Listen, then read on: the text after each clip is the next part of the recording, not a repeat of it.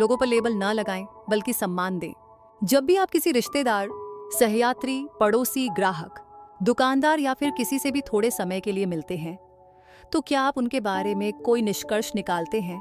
क्या आप उन्हें शांतचित्त, अहंकारी, कुछ खास नहीं, बहुत पतला, बेईमान, बुद्धिमान इत्यादि के रूप में लेबल करते हैं?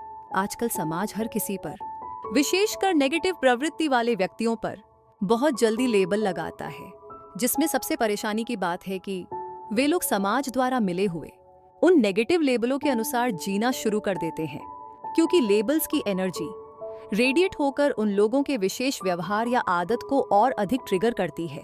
इसका मतलब ये है कि अगर हम बार बार किसी पर बेईमान का लेबल लगाते हैं, तो हम उस व्यक्ति में बेईमानी के संस्कार को बढ़ावा देते हैं।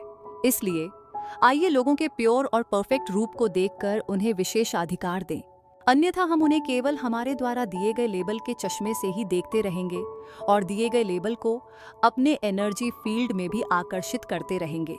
यहाँ हमें ये समझना होगा कि हर किसी व्यक्ति में विशेष और सराहनीय गुण होते हैं, इसलिए उन पर ध्यान केंद्रित करके, महत्व देकर सकारात्मक लेबल लगाने से उनका अपलिफ्टमेंट होगा और हमारी सोच का स्तर भी ऊंचा उठेगा। यदि हम अपने एक दिन की चेकिंग करें कि हम कितनी बार दूसरे लोगों का मूल्यांकन करते हैं, उन पर कोई लेबल लगाते हैं, उनकी आलोचना करते हैं, तुलना करते हैं या उनके काम पर सवाल उठाते हैं, तो ये संख्या बहुत ज्यादा होगी। हम बहुत ही कैजुअली किसी के बारे में कह देते हैं कि वह आलसी है, वह घमंडी है, यह जगह बेकार है।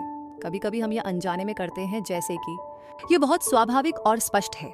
साथ ही हम अपने इस व्यवहार को यह कहकर जस्टिफाई भी करते हैं, मैंने तो सच ही कहा था, वह तो ऐसा ही है। हो सकता है कि यह सच हो, लेकिन इसे इतना बढ़ा चढ़ाकर और उस व्यक्ति की खराब छवि के साथ क्यों दिखाया जाए? इसलिए इन सब के बजाय खुद पर ध्यान दें। आज मीडिया के विभिन्न सोर्सेज द्वारा किसी भी व्यक्ति या वस्तु के बारे में पक्षपातपूर्ण विचार फैलाए जाते हैं, जिससे समाज उन्हें उसी रूप में देखने के लिए प्रभावित होता है।